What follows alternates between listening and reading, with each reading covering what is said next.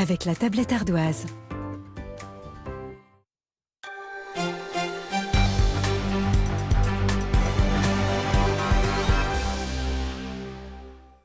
Bonjour, bienvenue sur France 3 Bretagne. L'édition de la mi-journée revient sur un sujet qui nous concerne tous, la sécurité routière. En Bretagne, comme en France d'ailleurs, les chiffres ne sont malheureusement pas bons. Antolaga d'Agassoa, honom varvor de Canol Naune d'Avrist, Adagumans Gatti, Guellom et Roulen Cusul Penarbed, et fait Clevet Brezonek, Gan Ol Scolidi en département. Eiz mil bug la gleb evelse, brezonek pa d'un eur vez bepsizun eskolio département de Penarbed. Emis Kierzu, o deus président tet kusul an département hag ar kusul randvro, goulennet digant ministrerez an deskadur estad an nautri hag an achan da ledana d'ar prantajou tan vazé dan nol skolidie Penarbed, eus ar skolvamp d'ar c'hwar vet klas. Ar peder c'hevredig ez a ginig ar c'hentelioze, ar roulen bremañ ur respond digant nadjat valo belkasem.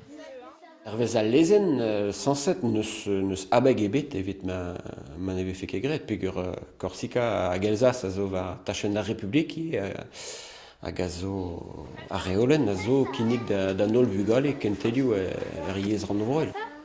Ar spion eus ie matre vrem a zo ministre de Breizis, eve fe arped ar goulenn se gant otro le drian otro urvoa. Ça neus em bannet skler a war e oa tom ouz ar brezonek. Setu bremañ emam ya o c'hortoz un emgao gant ar ministrer.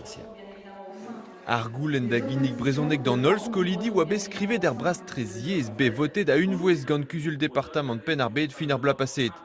Ma ve fe asantet gant ar stad e rankfe be a lake de pleus tamm a tamm, ra 100 000 bugel bennak zo eskolioù publik apre vez an département. Promettet oa bet gant minist a labour douar, a setu lake des places ar skoazel a c'hant vi m'ave fait produet ne beutor a lez. Un ek 1300 produer gal zo bet digolet.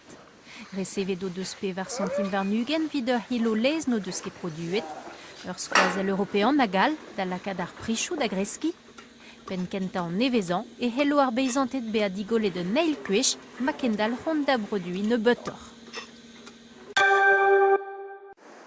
Bizerni, Gwaker, Boudrach, Giliglas, Pontrefin, bep sort an oioù ve kavet a ed ar an ol naonet Brest war ar skluchou pe an ti er sklus. Petradel var Gwaker, un deus autor a war Petradel. Keer, amo et galek, hein. Goak, mou et spongieux et galek. A ed ar ster vraz vel vegret diouz ar anol e kastenn ar faou e fel d'ar smata gouzout ur war an oioù-se. Ben kelaoui an douristed a tud ar vro, ma eva zo karget eus an enklask.